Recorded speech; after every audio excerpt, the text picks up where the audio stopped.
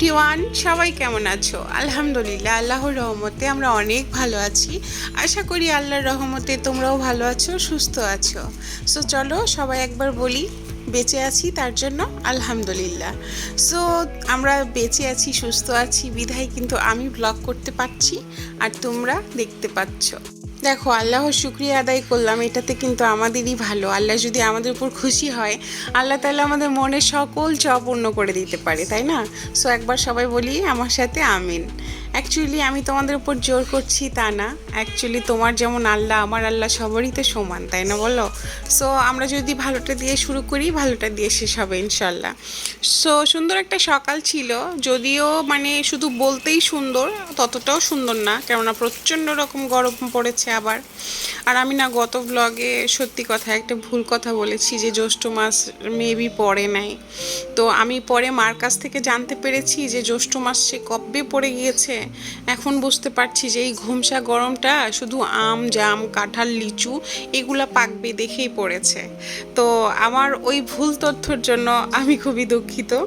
So আমাদের সকালটা যেহেতু মানে আমি চিয়া সিড ভিজিয়ে দিলাম আর সেটা খাওয়াও শেষ হয়ে গিয়েছে।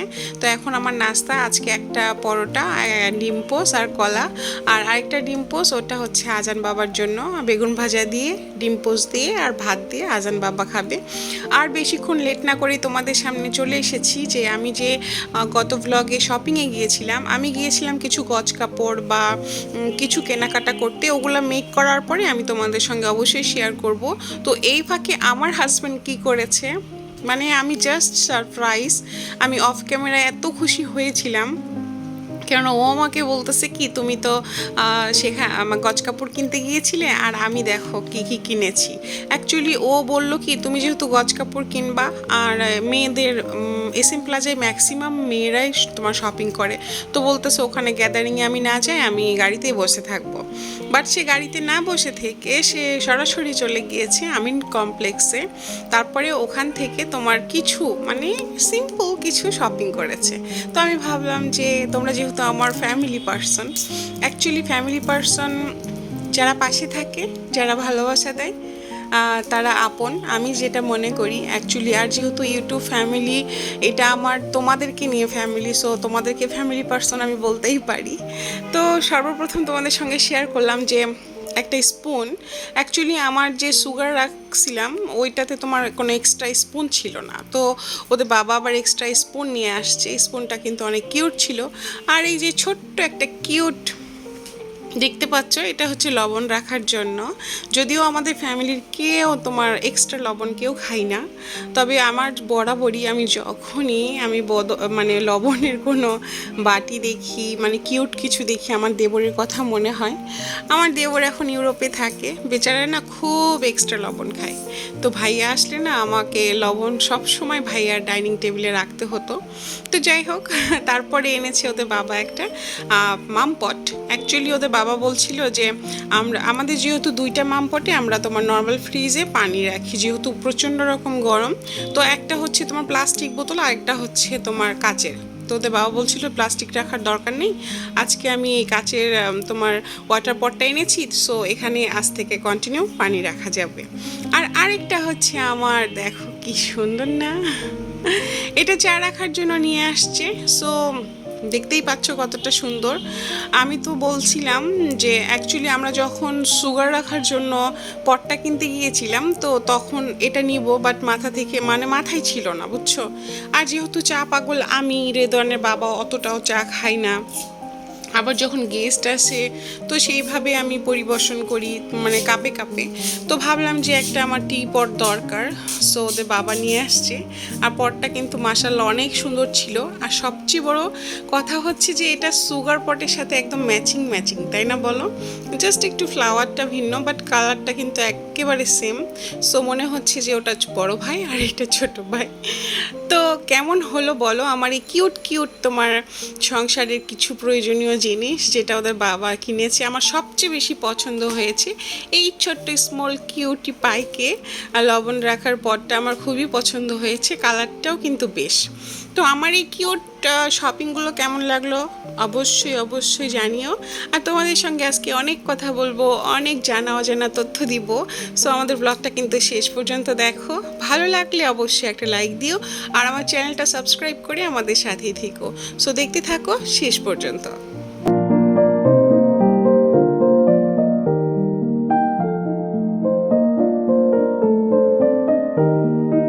আল্লাহ যেহেতু পেট দিয়েছে, কাজ তো করতেই হবে, রান্না করতেই হবে। অ্যাকচুয়ালি গরমে না কিছু করতে মন চায় না, সত্যি কথা। মনে হয় কি শুয়ে শুয়ে থাকি আর অর্ডার করি, কেউ তো রান্না করে নিয়ে আসবে, কেউ মানে এই সময় না তোমার রিল্যাক্স মোডে কক্সবাজার বা সাজেক বা রাঙামাটি কোথাও ঘুরতে গেলে খুব মুডটা একদম চিল টাইপের হয়ে যেত।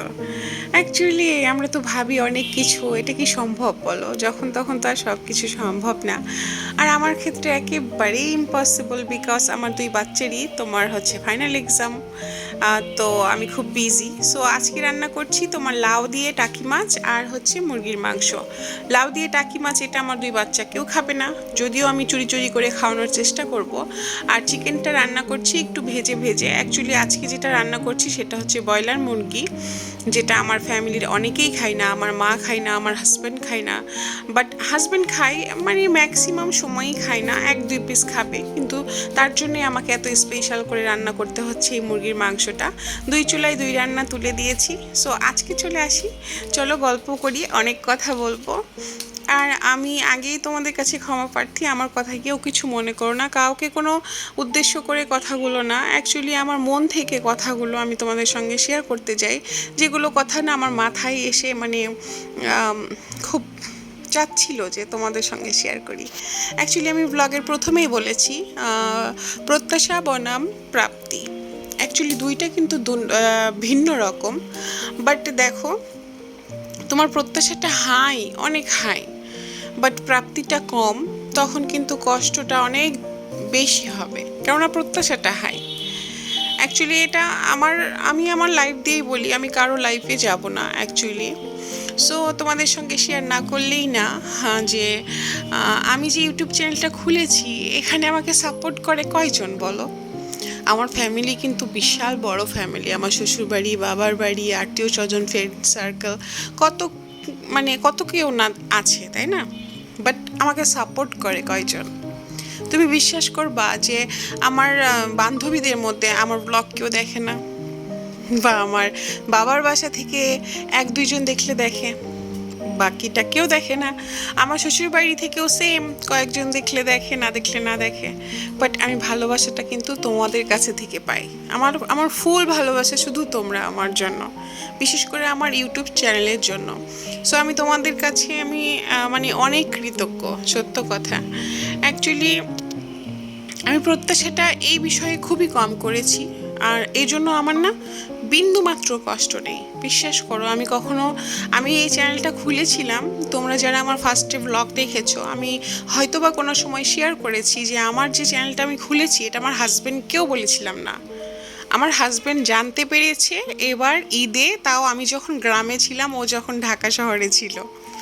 কিভাবে জানতে পেরেছে আমি তো অবাক। আমাকে যখন নিতে যাই তখন বলে কি, আচ্ছা যারা ফ্যামিলি লাইফ ব্লগ। তো অনেস্টলি তোমরা বিলিভ করবে কিনা আমি জানি না, আমার হাজব্যান্ডকেও আমি বলেছিলাম না, আমি নিজে থেকেই খুলেছি। আর আমি কাউকে চাইনি জোর দিতে, চাপ দিতে যে শোনো আমি একটা চ্যানেল খুলেছি, আমারটা সাবস্ক্রাইব করো, আমাকে দেখো, বা হ্যান ত্যান এই সেই।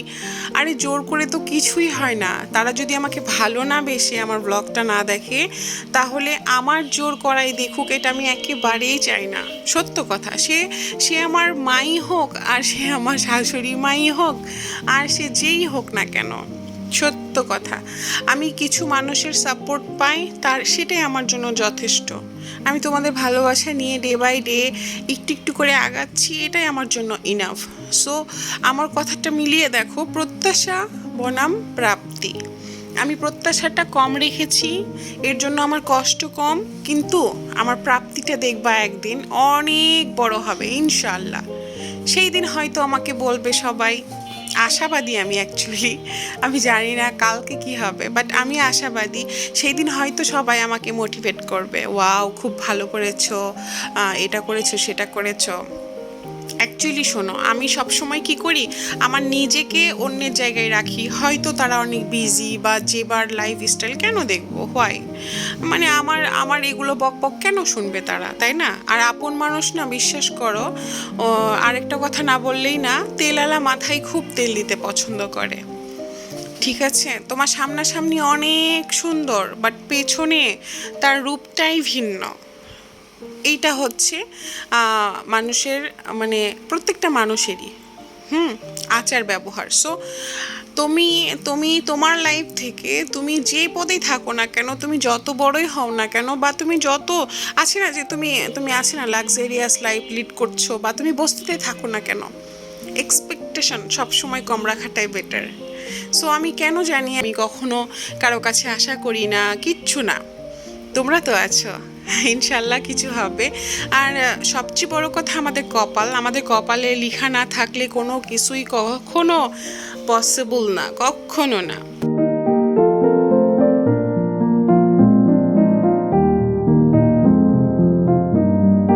কথা বলতে বলতে কিন্তু অনেক দূর পর্যন্ত আমার ব্লগটা চলে গিয়েছে। এগুলো আমার মনের কথা ছিল। আশা করি কারো উপকার হতে পারে বা কারো খারাপ লাগতে পারে, আমি জানি না। যদি খারাপ লাগে তাহলে আমাকে ক্ষমা করে দিও। এটাই জীবন, বলো, এটাই জীবন। আমার ফ্যামিলি বা তোমার ফ্যামিলি মিল থাকতেই পারে, লাইফে অনেক প্রবলেম থাকতেই পারে, কিন্তু বেলা শেষে তো আমরা মানুষ। আমার মনে হয় কি যে নেচার, মানে মানুষের যে একটা নেচার না, এটা সবারই প্রায় একই থাকে। আমাদের কয়টা মানুষ আমরা পজিটিভ থিঙ্কিং করি বলো? সবাই আমরা নেগেটিভ থিঙ্কিংই আগে করি। ঠিক আছে, তো যাই হোক, আমি কিন্তু গিয়েছিলাম তোমার হচ্ছে যে বাইরে, রেদওয়ান বাবার স্কুলের পাশে একটা রেস্টুরেন্ট আছে, লাভলিন রেস্টুরেন্ট। তো আমি কিন্তু অনেক দিন, প্রায় 7-8 মাস হয়ে গিয়েছে আমি গ্রিল খাই না। তো ওদের বাবাকে বললাম যে আজকে না আমার ভাত খেতে মন চাচ্ছে না, কেন জানি সকাল থেকেই কেন জানি ভাত খেতে মন চাচ্ছে না। অনেক সময় লাগে কি, কিন্তু এইরকম। তো ওদের বাবা বললো আচ্ছা ঠিক আছে চলো তাহলে আমি নান রুটি আর গ্রিল খাওয়াই নিয়ে আসি তোমাকে। তো ওদের বাবা যেহেতু ফোর্স করলো, আমি ফার্স্টে যেতে চেয়েছিলাম না, যে না আবার বাইরে খাবো, কি দরকার। পরে না যে গেলাম, যাই হোক, পরে খেলাম তৃপ্তি মতো, আলহামদুলিল্লাহ খাবারটা এত টেস্টি ছিল।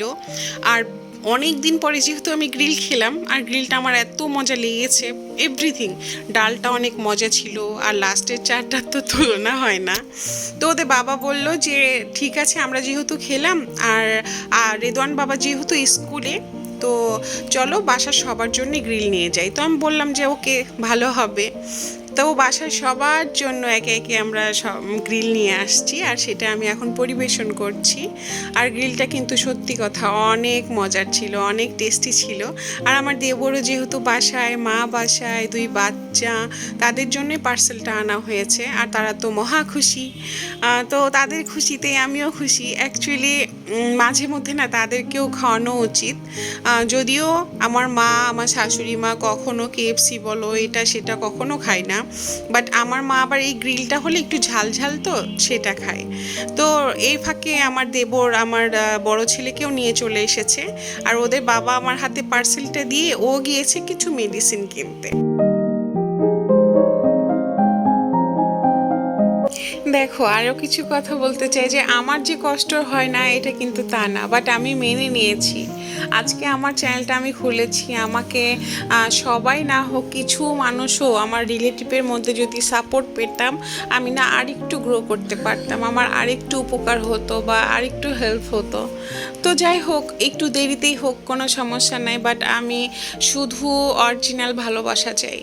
আমি চাই না তুমি আমাকে নামমাত্র সাবস্ক্রাইব করলা, জোর করলাম, আজকে দেখলা কালকে নাই, পরশু নাই, তরশু নাই, তা না। আমি চাই তোমরা আমার সঙ্গে ভালোবাসায় কানেক্ট হও, যে হ্যাঁ আপু তোমার লাইফে আমি আছি, বা আমি তোমাদের সাথে আছি, এই রকমটা কিছু বলো। মানে ফেক ভালোবাসা তুমি যতই দেখাও না কেন, ওইটা বেশি দিন টিকে না, আর এটা আমি কখনো চাইও না। সো তোমাদেরকে বলি, তোমাদের যদি আমার ভিডিওর কোনো একটা পার্ট পছন্দ হয়, যদি মনে হয় যে হ্যাঁ খুব ভালো লেগেছে, অবশ্যই তোমাদের মতামতটা জানিও, আর আমার চ্যানেলটা সাবস্ক্রাইব করে আমাদের সাথেই থেকো। আমাদের সমাজে কিছু মানুষ আছে যারা অন্যের ভালো কখনোই সহ্য করতে পারে না, কিন্তু কিছু মানুষও আছে যারা অন্যের খুশি দেখে আনন্দিত হয়, তারাই কিন্তু প্রকৃত মানুষ। আর যারা অন্যের আনন্দ দেখে আনন্দিত হয় না, বরঞ্চ হিংসা করে, তারা নিকৃষ্ট মানুষ। ভালোটা করছে কিন্তু আল্লাহ, তাই না? তুমি হিংসা করলা বা তুমি আনন্দ হইলা, তার উপর কোনো কিছুই ডিপেন্ড না। সেই মানুষটার ওপর আল্লাহর রহমত হয়েছে, আল্লাহ ভালো করছে। তো সেখানে খুশি না হতে পারলেও হিংসায় জ্বলে জ্বলে ছাই হওয়ার কোনো মানেই হয় না। বরঞ্চ আমি সবসময় দোয়া করি যে আল্লাহ সবাইকে ভালো রাখো, সাথে আমাদেরকেও ভালো রাখো। অ্যাকচুয়ালি আমি তার জন্য হিংসা করে তো আমার লাভ নেই, সে আমাকে দিবে না, বা আমার ওপর হিংসা করে কারো কোনো লাভ নেই, কেননা আমারটা কেউ নিবে না। সো আমার মনে হয় কি, আমরা মানুষ 2 দিনের জন্য এসেছি এই পৃথিবীতে, যতটুকু ভালো করতে পারি, যার দিক থেকে মানে যতটুকু ভালো করা যায়।